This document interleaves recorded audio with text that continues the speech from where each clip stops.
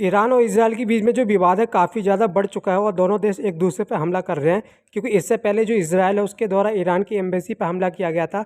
उसके रिटेलिएट में जो ईरान है उसके द्वारा इजराइल पे लगभग 350 जो मिसाइल्स है, ड्रोन्स है, उससे हमला किया गया था।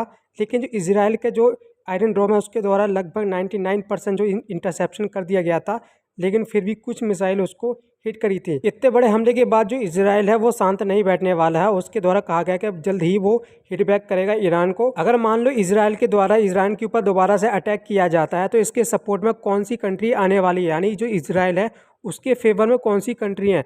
तो इसमें एक बहुत ही बड़ा ग्रुप है जिसमें G7 का नाम आता है। इसमें जो मेजर कंट्री जिसमें हम बात करते हैं, इंग्लैंड हो गया, अमेरिका हो गया, फ्रांस और भी अदर कंट्रीज़ हैं, उनके द्वारा सपोर्ट किया गया इजराइल को कि वो सपोर्ट करेंगे। लेकिन यहाँ पर एक बात क्लियर करना चाहता हूँ कि जो यूएस है वो इसमें पार्टिसिपेट नहीं करेगा, क्योंकि जो यूएस है उसके द्वारा साफ कह दिया गया इजराइल से कि अगर इजराइल के द्वारा ईरान पर अटैक किया जाता है तो जो यूएस है वो डायरेक्टली तरीके से यानी इसमें पार्टिसिपेट नहीं करेगा, लेकिन फिर भी बैक साइड से उसको हेल्प करता रहेगा।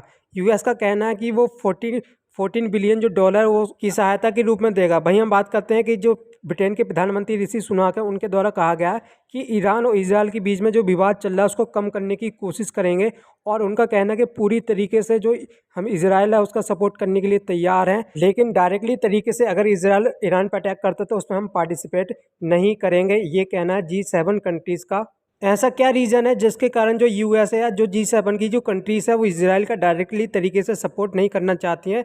तो इसका एक मेन रीज़न है कि जो इन कंट्रीज़ है उनका जो शेयर मार्केट है या एक्सचेंज मार्केट है काफ़ी ज़्यादा उसमें डाउनफॉल देखने को मिल रहा है, और यहाँ तक कि जो इजराइल का एक्सचेंज मार्केट है उसमें भी ज़्यादा डाउनफॉल देखने को मिल रहा है, जिसके कारण इन देशों को काफ़ी ज़्यादा लॉस हो रहा है। इसीलिए ये जो देश है कोई भी स्टेप नहीं उठाना चाहती है जिसके कारण इनकी जो इकोनॉमी या फिर जो स्टॉक एक्सचेंज मार्केट है उसमें डाउनफॉल देखने को मिले। क्योंकि जो इंडिया है उसको भी इसका सामना करना पड़ रहा है, क्योंकि इंडिया के जो स्टॉक एक्सचेंज मार्केट है उसमें भी काफ़ी ज़्यादा डाउनफॉल देखने को मिला है। ईरान के इस्लामिक रिवोल्यूशनरी गार्ड के जो कमांडर उनकी वार्निंग है इजराइल को कि इससे बड़ा भी जो असॉल्ट है वो देखने को मिल सकता है अगर जो नेतन्याहू द्वारा डिसाइड किया जाता है टिट फॉर टैट अटैक के द्वारा, यानी जो ईरान के द्वारा अटैक किया गया इजराइल के ऊपर, अगर इजराइल दोबारा से अटैक करता है ईरान के ऊपर तो इससे बड़ा जो अटैक है इजराइल को सामना करना पड़ सकता है। लेकिन जो इजराइल है इतना शांत नहीं बैठने वाला है, आज नहीं तो कल इसका जवाब देगा और हैवीली अटैक करेगा ईरान के ऊपर या उसके जो प्रॉक्सी कंट्रीज़ है या फिर जो फ्रंट है उसके ऊपर।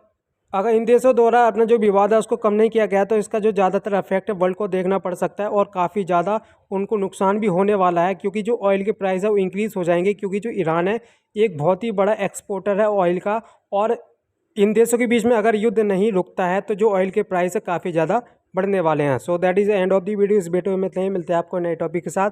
अगर आपको वीडियो अच्छी लगे तो चैनल को सब्सक्राइब कीजिए।